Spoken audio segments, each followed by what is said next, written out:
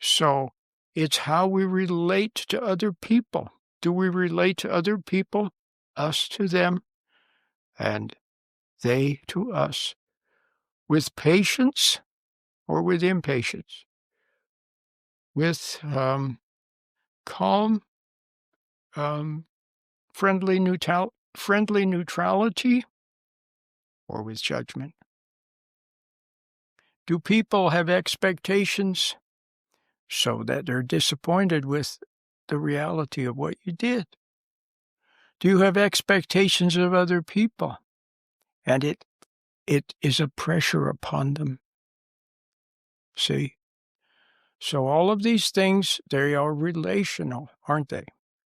It's very much relationships, and that we know in the Ten Commandments. The first ones are about how we relate to God, and then the other ones are how to relate to other people. They're kind of simple, aren't they? But they make sense, and you can see them. Nobody has to tell you that they're right. You just know that they're right. But what do they hinge upon?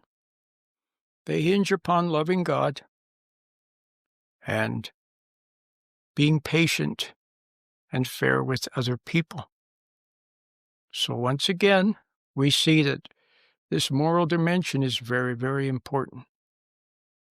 In fact, it's the most important. It's the most important. So that's the thing to if it's not right. See, the thing is we try to fix it. So let's say there's something between you and your wife or your husband, or something between you and your mom or your dad. Communication is not good, or there's some kind of unfinished business, or there's hurt feelings, or there's secret hostility or resentment or something. And we try to fix it, and rightfully so. But what was I going to say? Sometimes, a lot of times we can't fix it because, well, two reasons. Number one, we don't see our own error. We're so fixated on their error, we don't see our own. And then on the other hand, they also are the same. They're fixated on our wrong. See, so first thing you have to do is get right yourself.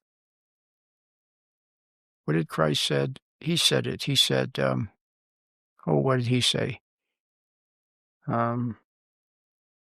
He said, why do you judge the splinter in somebody else's eye when there's a log in your eye? You see what I mean?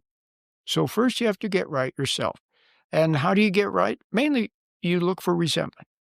There's a key. I'm going to give you a little key, a little clue as to how to get started. Look for resentment. And when you see it, let it go.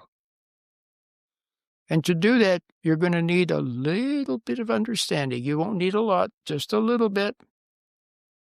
And you're going to have to be willing to forego pride and be a little bit humble. So if you have the attitude where you're willing to be a little humble, you're willing to know the truth, and you're willing, even though it's painful, to admit you're wrong if you see that you're wrong. And you want to see that you're wrong, not because you want to lord it over people or you want to be perfect or anything, just because you want to clear the air.